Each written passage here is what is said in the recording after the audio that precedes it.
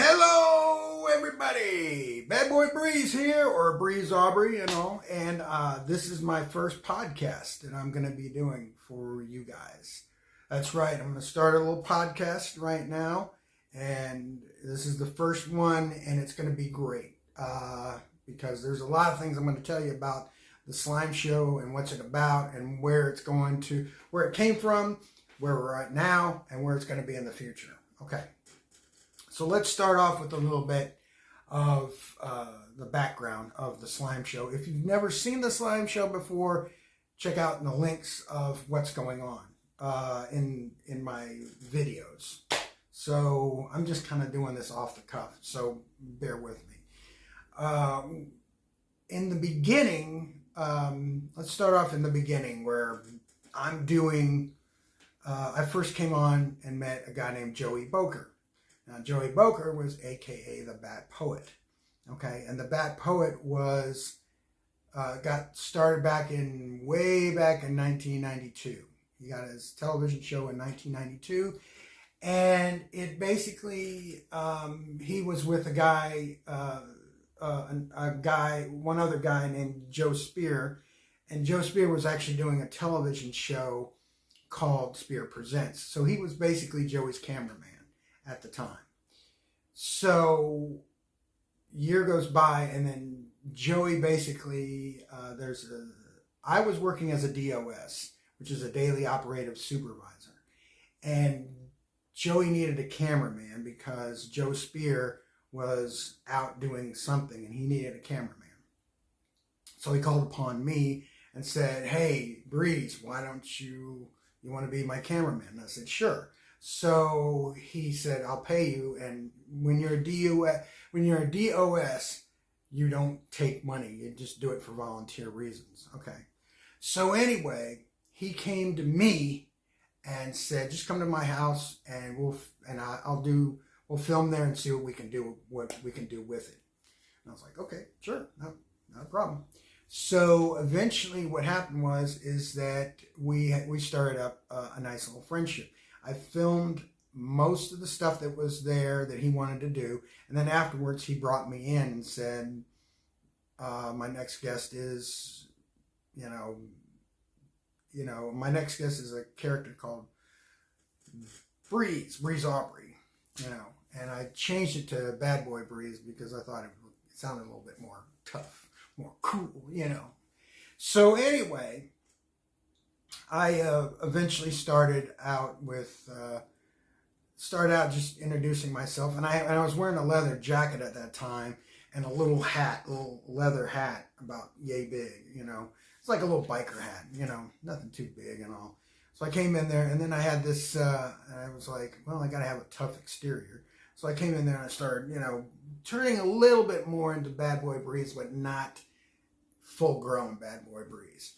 So anyway, when I went from there, Joey stopped me, and after the whole production was done, and he was like, "Mr. Breeze, you did such a well job. Why don't you, do you want to be part of the show and help me out?" And I said, "Sure, I'm game."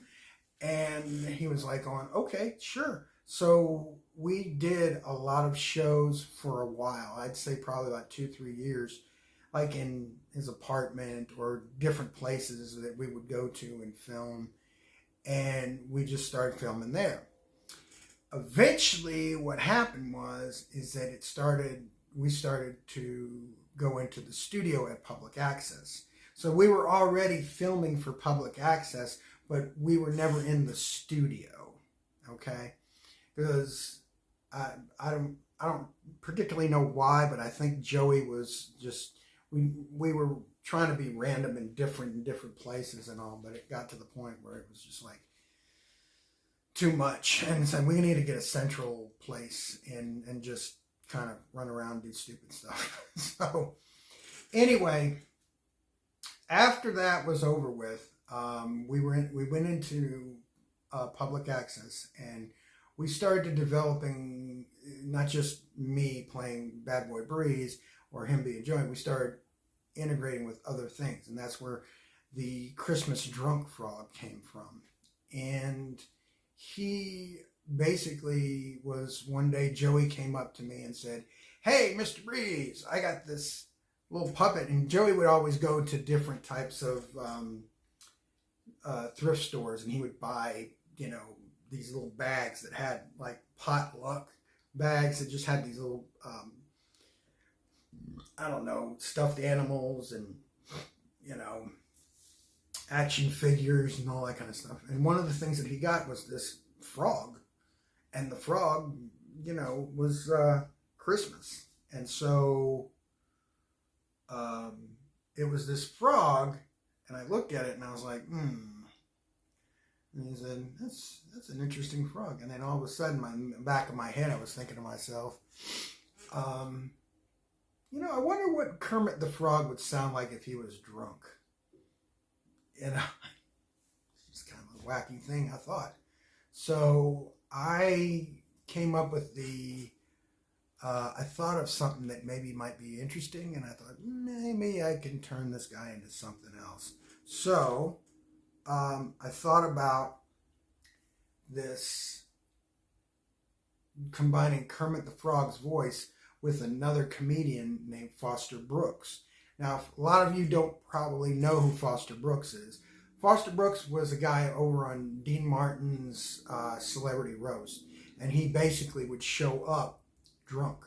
Well, he wouldn't show up drunk, but he knew he would. His whole act was he could act like he was drunk and just do his little spiel and stuff like that. So, hold on just a second. Let me get Christmas out here. Let me see if I can get it here. Oh, there it is. So, anyway, sorry about that. Got a big day. Anyway, so the character of Christmas, which is this little guy right here, Christmas Drunk Frog, he represented, got him in the wrong way. Okay, there we go. I thought of him sort of as, combining those two together, and I thought, man, maybe this would be pretty cool to do a frog that's, shit-faced drunk most of the time. So, in that sense, Christmas came alive, and there he is. Hey everybody, how's it going? Drink.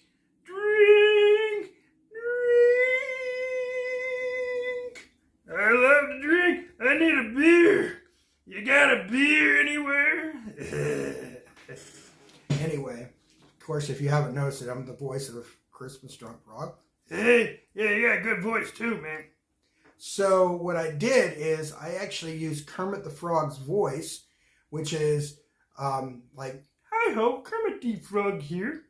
And I combined it sort of with Foster Brooks with a little bit of a slide and, a little bit more casual type of, like when you're drunk, you're just sort of like, "Hey, how's it going, everybody? How's it going? You doing all right?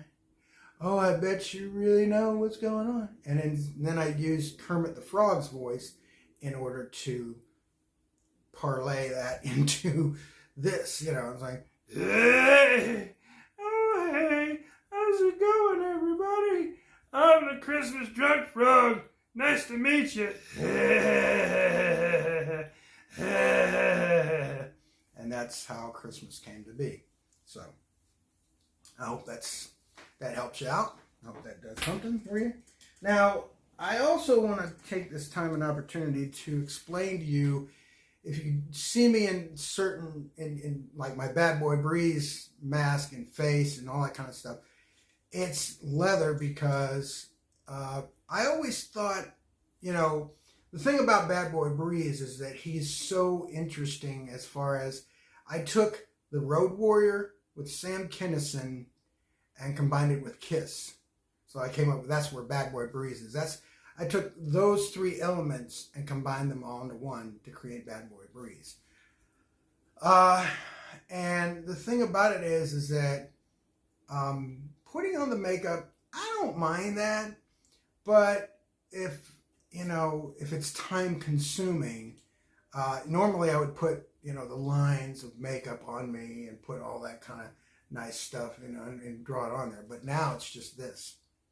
Yeah, I just put this on and I become Bad Boy Breeze. Yeah.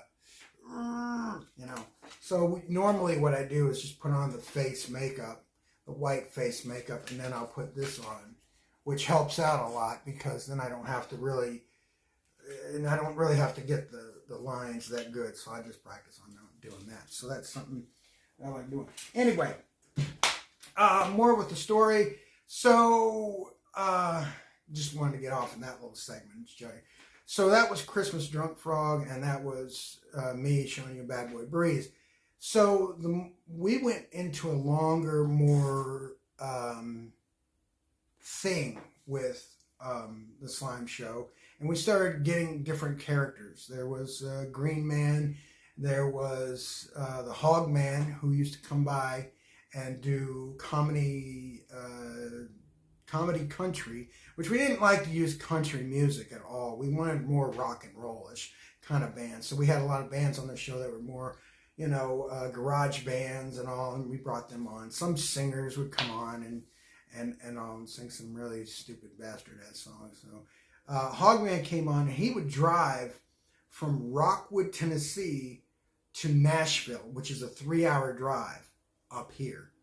And then he would drive 3 hours back. And we got to the point where we were driving him we had him on our show so many times doing his comedy country and just being part of the sketches and all, that at one point I just told Joey, I said, look, man, I'm just not going to film him. And he's like, because we got so much material with him and all. So what we did is we didn't film him for a longest time. So it was just like that. And I was like, oh, this is pretty fucking cool, and we didn't have to worry about wasting tape and having him be more and more on the show. So we stopped doing that, And, oh, shit. This thing came on loose. Sorry about that. Stay there. Anyway, so with that, we were able to start doing more better shows, and with those shows being, crazy and wild and wacky, we eventually said, hey, let's put an email address up on there and see what we can do with that. We did, and next thing you know, people are emailing us saying our show is like the greatest show ever, and it's like, which is blowing our minds, because we were just going on the studio and just being stupid. We weren't really thinking about like people, we weren't thinking about fans. We were just going there and having a good time. That's all it was. We were just having a good time. And we had a couple of guests that we had one group that came in. They were called the Watermelons. And that's what their name was. They were called the Watermelons. And they had a song called the Watermelons. I think it was like, watermelons. I can't sing the song, but, And we would have people on there like, what was the other one? Melba Toast. She was an actress, and she was a good friend of Joey's. And she came on there, and she really did a lot of good, like, Elvis impersonations. And she would, she helped us out a lot. What was that one? Melba Toast was the character that she portrayed. I forget what her real name was. But anyway, she helped out a lot with a lot of the sketches that we did. We did the dating game where, Melba had to pick out a certain person and all. And one of them happened to be Toward the Headhunter, which Toward the Headhunter was like my, how can I put it? He was a monster. He was like my way of giving homage, I guess that's a good word, to Gwar. And if you don't know who Gwar is, or what Gwar is, just put it in the search bar and put in GWAR and prepare to be shocked. That's all I'm going to say. So, anyway, after that, the show we started doing really well, and everything was going fine. The problem is that we were big fish in a small pond.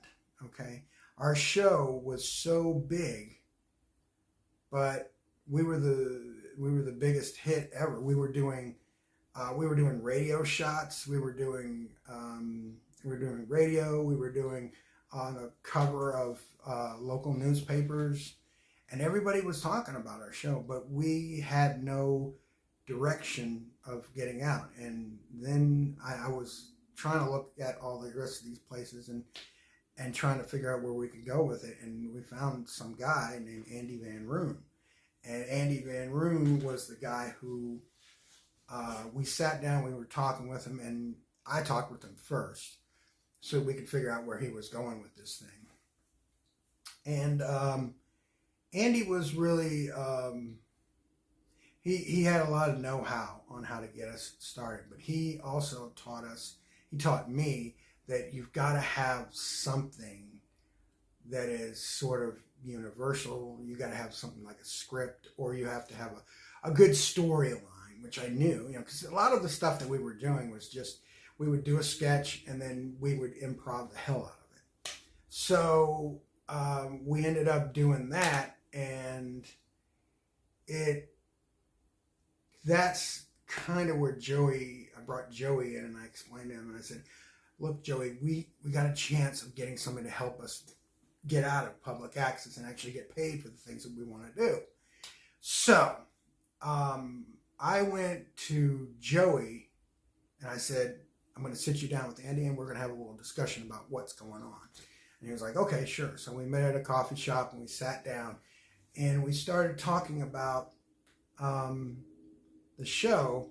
And Andy was talking about, you guys can do this and this. And then Joey was talking about, artistic freedom and all this other kind of stuff. And Andy was talking about the business side, and Joey was talking about the artistic side, and I was caught in the middle. So I kept trying to explain to Joey, I said, let's listen to what the guy has to say, and maybe we can make some changes to the show that maybe we can, launch it off. Well, long story short, it didn't work out. In fact, it looked like they were arguing at one point. And it really disappointed me. So I didn't like it. And then afterwards, I was trying to do some stuff, with the show to comply with what Andy was saying. And it didn't really, and Joey didn't really like it. So me and Joey, we split. And that was the end of the Slime Show for now. Later on, I was told by somebody, I forget who it was, but they said to me, Breeze, Joey's performing at the Exit Inn, which is a local club down on Elliston Place here in Nashville, Tennessee. Great place to go. Go to it. Check it out. Okay. And I know everybody gets offended when you do this, but I'm old school. This is the way I do things. Anyway,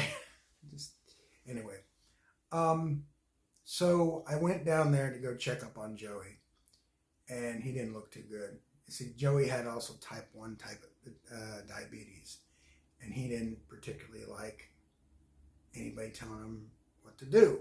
It's just Joey. He was, he just didn't want people to tell him what to do. So anyway,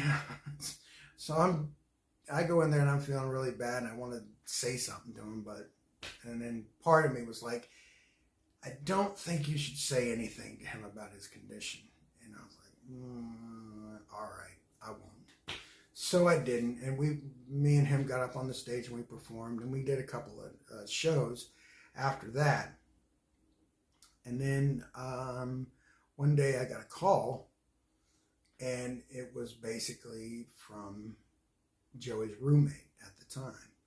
And he said to me, Joey's dead. And I was like, oh shit. It shocked the hell out of me because I thought he was going to be alive a little bit longer. But we some of us knew he was gonna die. We just didn't know he was just, like that.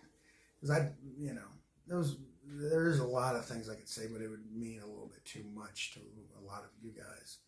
So anyway, we eventually started to, we had a nice little funeral for him at Public Access and had a nice little eulogy afterwards, and it was great. And I didn't mind it. And it was a good send-off to him. And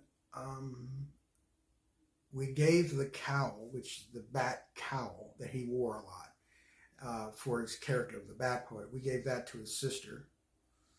And the t-shirt I kept, and I still do. It's still in my closet somewhere. So, and then afterwards I said, I think I'm going to write a script about the show. And I did. Started writing it right after his death in 2011. And eventually it took me 10 years to finish it up. Because it's not easy when you're earning, when you're working a job and then you got to come back and you got to write and write and write. But eventually I did it. Okay. And I got through with the show, and when the show with the script, and I had it rewritten and to make it, and revised it, and I'm getting it revised one more time. So now I'm back in the studio again to bring this show again to Public Access, to take it out and maybe get it. I'm looking at Adult Swim. I'm looking at maybe Netflix. I'm looking at something that'll take it away, So, yeah. So the future of the Slime Show right now is they are Public Access or NECAT. I'm sorry, I'm jumping all over this, but this is a podcast. What the hell? There's no editing. Well, there might be some editing in here, but anyway. But yeah, the powers that be at NECAT want to do a documentary on the show because it was so popular. So we're working on it. I'm working with a guy named Cameron McCassell, and there's a couple other people that want to work with us on the documentary about what's going on. And then we're going to take that documentary and present it at the Nashville Film Festival, which is going to be next October. Now, probably when I say that, probably when this comes out, it'll probably be out hopefully within the next few days or whenever. But if you're seeing this and it's October 2023, then we'll definitely be at the Nashville. We'll be presenting it there. So it's in 2023. So that's what I'm trying to say. So anyway, yeah. So we're taking our time with this thing so we can make it look good. And also at the same point, I'm starting up a GoFundMe program pretty soon so I can open up a studio so we don't really have to depend upon Public Access, so that we can work upon in our own studio and try to develop, some sketches and stuff like that. So, because I'd like to work on this stuff, all the time, because this is my passion, and I really like what's going on. So, anyway, so what is the future for the Slime Show? Well, I just already told you. Well, what about the Slime Show podcast? Okay, well, here's the deal with the Slime Show podcast. I'm hoping to do, if possible, one of these once a week for right now. Now, I work a job and it's sort of chaotic, but I'm going to try my best to see if I can work on this one day out of the week, if possible. Maybe 2 weeks, okay? Maybe. But I don't know. and I would like to give you guys a lot more information about what's going on, but as of right now, I'm going to get it down to maybe one podcast a week, maybe two. Every other, maybe, no, let me back that up.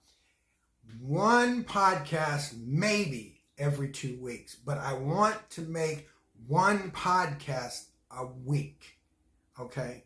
Because, and then when I get into the studio, it's going to be a whole new different ball game from there. You know, if I get my own studio, then I'm going to probably do 2, maybe 3, I don't know. And I'll be having special guests involved with that and bring you guys up to date about what's going on with the Slime Show. And maybe I might bring some old cast members in and we do a nice little podcast with what's going on. You never know, man, but the growth in this whole thing is going to be taking this and putting it on a network. And I'm hoping that by next year, that will come to fruition, hopefully. Anyway, I'm going to wrap it up because I've already talked way too damn much. But I just want to thank all of you for listening to this podcast and helping me. And if you're interested, if you live in the Nashville area and you're interested in being on the Slime Show, you're more than welcome. I will, I'll try my best to see what I can do to help out. If you have a band, please comment below and tell me what's going on. But yeah, I'm hoping to do more podcasts. And like I said, when I get my studio, I'm hoping I'm going to do a whole bunch of them by then. So, yeah. So thanks for showing up. And I got to go because I got to edit this motherfucker right here. It's not going to be easy. But yeah, this is the Slime Show podcast. And I'm Breeze Aubrey. And I will see you next time. Okay?